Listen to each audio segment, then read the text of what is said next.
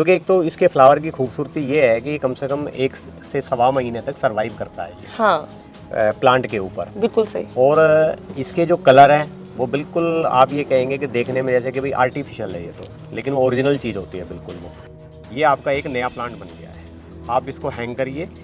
और इसको क्या है, बस थोड़ा ध्यान आपको ये रखना है कि हल्की इसमें मॉइस्चर बना रहे ये। थोड़े दिन बाद अपने आप जैसे ही आप देख रहे हैं बाकी इनकी तरह ये देखिए कितने रूट, ये आगे पीछे रूट अपने आप उसको वो कर लेगी। आपका ये नया प्लांट तैयार हो गया। ठीक जब है। आप इस पे फ्लावरिंग स्टिक आएगी तो तबीयत खुश हो जाएगी आपकी प्लांट देख। तो आज इस वीडियो में हम आपसे सीखने वाले हैं कि किस तरीके से दिल्ली एनसीआर वाले स्पेशली यहाँ के टेम्परेचर के अकॉर्डिंग लोग अपने घर में ऑर्किड कैसे उगा सकते हैं। अपने अद्वितीय रंग, आकार, रूप वाला ऑर्किड किसे पसंद नहीं।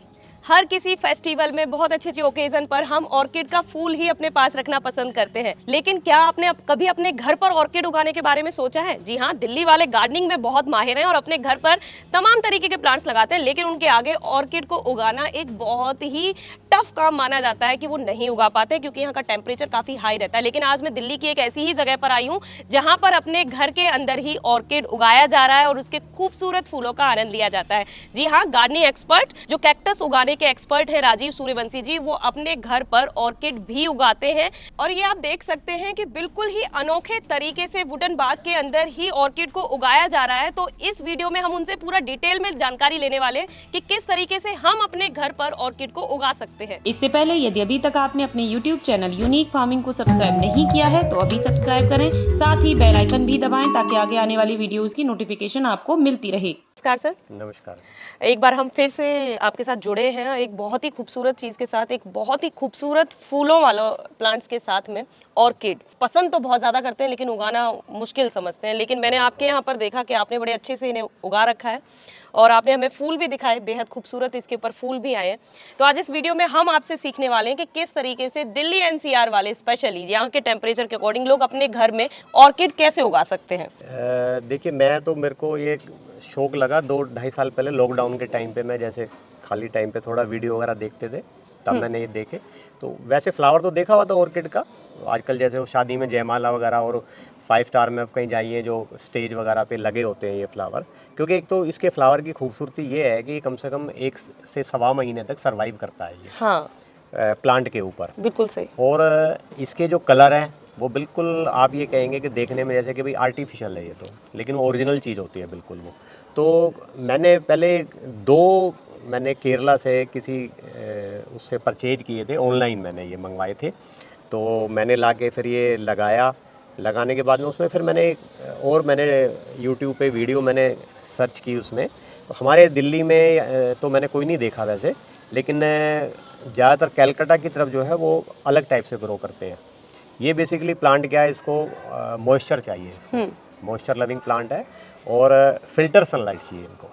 क्योंकि ये जहाँ वाइल्ड में जो उगते हैं ये पेड़े जो अपने बड़े बड़े पेड़ होते हैं उनकी छाँव में, उनके तने के ऊपर और जड़ें इनकी अपने आप फैल जाती है और वहीं से अपना ये खुराक जो है लेते हैं ये। मुझे भी इसी तरीके से अट्रैक्ट किया। एक्चुअली फूल मैंने भी बहुत बार देखे हैं लेकिन मैंने कभी प्लांट नहीं देखा था और इस तरीके से प्लांट तो मैंने कभी नहीं सोचा था कि ये इस तरीके से उगता होगा।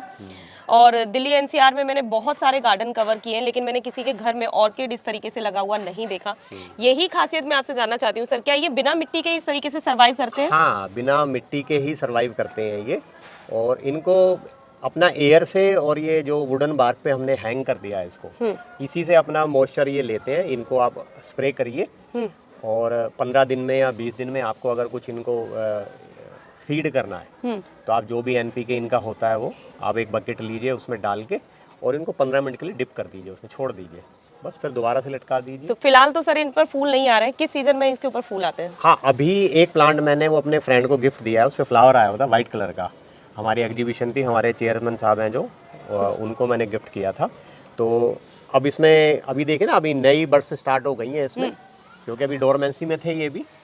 तो अब इसके बाद फ्लावर की स्टिक आएगी इसमें और डिफरेंट टाइप के कलर वाले फ्लावर आएंगे इसमें। ठीक है सर, एक चीज़ मैं आपसे यही जानना चाहती हूँ कि आपने अपने अनुभव के आधार पर जिस तरीके से भी आपने ये बनाए हैं, अब मैं चाहती हूँ कि कोई भी हमारी वीडियो चाहे देख रहा है और वो चाहता है ऑर्किड अपने घर पर उगाना, तो वो किस तरीके से उगा सकता है?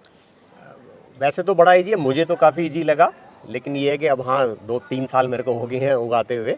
तो वैसे लीजिए, आप मंगाएंगे। अगर वुडन बार्क पे लगाना चाहते हैं आप तो मैं बता देता हूँ किस तरीके से वुडन बार्क पे आप लगा सकते हैं। ये देखो मैं दिखाता हूँ आपको। ये कहीं से भी आप जहाँ पे जैसे जो आपके आसपास जो वो होती होगी अपना, जहाँ पे कच्चा कोयला लकड़ी मिलती है, कोयले वगैरह की जो दुकानें होती हैं, वो क्या बोलते हैं उसको, हमारे यहाँ पे वो कोयले की टाल बोलते हैं जैसे, ठीक है। वहाँ से आप एक कोई भी इस टाइप की ये वुडन बार्क को कुछ ढूंढ के मतलब अपना लाइए वहाँ से। ठीक है। और इसमें इस ये तरीके किसी से भी पेड़ की छाल हो सकती है? हाँ, किसी भी उसकी। वैसे ज़्यादातर बोलते हैं कि पाइन की जो होती है वो सबसे बेस्ट होती है। ठीक है। तो लेकिन क्योंकि इन जगह पे पाइन वगैरह की ये नहीं मिलती है, तो अब ये मुझे ये तो नहीं आइडिया किसकी, आम की है किस चीज़ की है ये, तो मैं ये ढूंढ के लाया था मैं ये। ठीक है। तो इसको आप थोड़ा गीला कर लीजिए। इस तरीके से एक वायर आप हैंग करने के लिए इस तरीके से बना लीजिए आप। अब इसमें आपको क्या है कि एक दो चीज़ें चाहिए होंगी आपको, जैसे थोड़ी सी ये मोस ग्रास, ठीक है। हल्का, और इसको बांधने के लिए एक छोटा सा धागा या कोई भी रील ले लीजिए आप। ठीक है। इसके बाद में अब आप जैसे प्लांट आपके पास आया, यहाँ पे मैं दिखा देता हूँ। मैं एक कट करके आपको कोई प्लांट, ये देखिए, ये इस तरीके का प्लांट आपके पास आएगा। ठीक है। उसमें ऐसे रूट होंगी ये। अब आपको इसको वो करना है। अब आपके इसके दो तरीके हैं। आप इसको चाहें तो अगर क्ले के पोट में आप इसको लगाना चाहते हैं तो आपको क्ले पोट लेना होगा, लेकिन उसमें साइडों में भी होल होने चाहिए उसमें। ठीक है। साइडों में होल होने चाहिए। फिर आपको कच्चा कोयला लेना है और वुडन की बार्क लेनी है, ठीक है। पीसीस जैसे होते हैं, वो दोनों को इनको मिक्स करके और इस प्लांट को आप उसमें लगा दीजिए, उस वाले उसमें। आपको कोई मिट्टी की जरूरत नहीं है? कोई मिट्टी की जरूरत नहीं है आपको। और आपको रखना ऐसी जगह पे है कि इनको फिल्टर सनलाइट मिले। ठीक है। मैं बिल्कुल टेम्परेचर की बात आपसे करने वाली थी, क्योंकि दिल्ली एनसीआर का टेम्परेचर काफी हाई रहता है वहाँ पर ये अंडर ग्रीन नेट में। ठीक है। अंडर ग्रीन नेट और हल्का क्या नाम है, जैसे अब मेरे ये थोड़ा एक अलग वो बन गया है, ग्रीन हाउस टाइप हो गया है ये। ऊपर ग्रीन नेट लगाइए आप। और इनको क्या शावर, मतलब इनको स्प्रे बड़ा पसंद है इनको। तो ये आपकी वुडन बार्क भी ये गीली हो जाएगी उससे। और इसी पे ही अब जैसे मैं आपको दिखाता हूँ, देखिए ये आपको वुडन बार्क लेनी है, मोस्करत लगा देंगे। ये लगाया, इसको हल्का सा अगर आप चाहें थोड़ा सा गीला कर लीजिए इसको, और इसकी रूट पे यहाँ पे ऐसे लगा दीजिए। ये ऐसे करके इसको बांध देंगे, ऐसे टाइट कर सकते हैं। या मैंने इसमें क्या किया है, देखिए होल किए हुए हैं यहाँ पे। आप चाहें तो किसी हल्की सी कोई वायर लेके दोनों तरफ से डाल के और पीछे इसको टाइट कर दीजिए पीछे से। ठीक है। ये आपका एक नया प्लांट बन गया है। आप इसको हैंग करिए। और इसको क्या है, बस थोड़ा ध्यान आपको ये रखना है कि हल्की इसमें मॉइस्चर बना रहे ये। थोड़े दिन बाद अपने आप जैसे ये आप देख रहे हैं बाकी इनकी तरह ये देखिए कितने रूट, ये आगे पीछे रूट अपने आप उसको वो कर लेगी। आपका ये नया प्लांट तैयार हो गया ये। ठीक जब आप इस पे फ्लावरिंग स्टिक आएगी तो तबीयत खुश हो जाएगी आपकी प्लांट देख के। बिल्कुल सर, बहुत ही खूबसूरत लग रहा है। तो इसकी जो जड़ें हैं वो हवा में ही रहती हैं? हाँ, ऐसे ये बस ऐसे ही हैंग रहेगा ये। बस ध्यान ये रखना है कि डायरेक्ट सनलाइट ना लगे इसको। ठीक है। और जैसे कि आपने बोला कि इसको जो न्यूट्रिशन देना है वो हमें कितने दिनों बाद और क्या क्या न्यूट्रिशन इसको देना है? देखिए इसके दो न्यूट्रिशन होते हैं। एक तो होता है इसका सर्वाइव वाला के ग्रोइंग के लिए, एक होता है फ्लावरिंग के लिए। ठीक है। तो जब सीजन में जैसे अब सर्दियों में या अब जैसे थोड़ा इनका ग्रोइंग पीरियड आएगा तो दोनों अकॉर्डिंग उसके अपना देना आपको। NPK वगैरह 19-19 है, 0-52-34 वगैरह है, वो आप थोड़ा आधा चम्मच 1 लीटर पानी में, तो कोई भी बकेट ले लीजिए आप, उसमें डालिए और इनको उठा के उसमें हैंग कर दीजिए। 15 मिनट रख दी, छोड़ दीजिए इनको बस। ठीक है।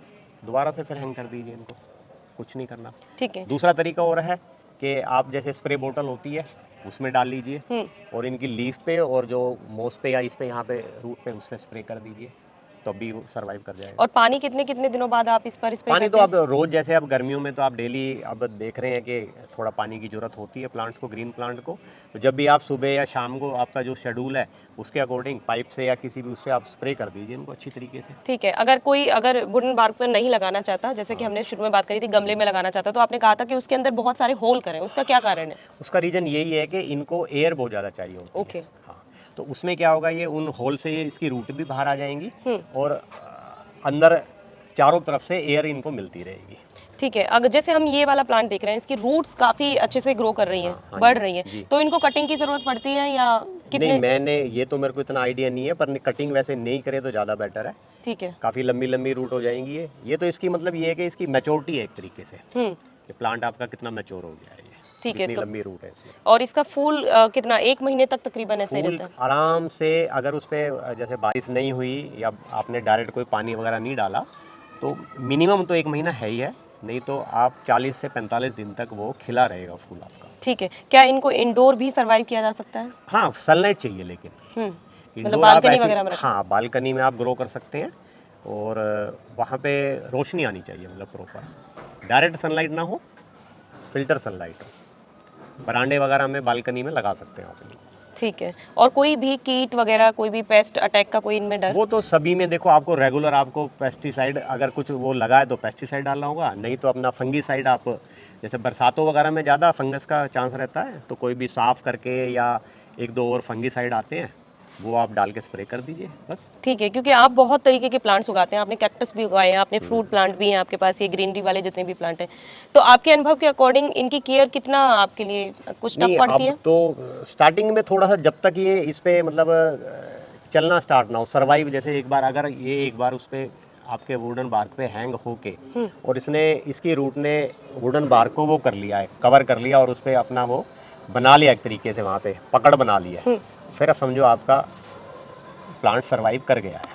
ठीक है, तो ये काफ़ी अच्छी जानकारी राजीव जी आपने हमें दी है ऑर्किड उगाने से संबंधित। मुझे लगता है कि इस वीडियो के देखने के बाद में लोगों के लिए बहुत आसान हो जाएगा अपने घर पर, अपनी छत पर, अपने घर के अंदर ऑर्किड को उगाना। सिर्फ फूलों को देखकर ही खूबसूरती नहीं ले सकते, वो बाजार से ना खरीदें, अपने घर में भी आसानी से उगाएं। बहुत अच्छी तरकीब उन्होंने यहाँ पर बताई और लाइव हम यहाँ पर देख ही रहे हैं। तो मुझे लगता है ये वीडियो आपको ज़रूर पसंद आई होगी, तो वीडियो को लाइक और शेयर करना ना भूलें। अगर कोई सवाल है ऑर्किड उगाने से संबंधित जो आप पूछना चाहते हैं तो आप हमारी कमेंट बॉक्स में ज़रूर पूछें और वीडियो को शेयर ज़रूर करें। धन्यवाद।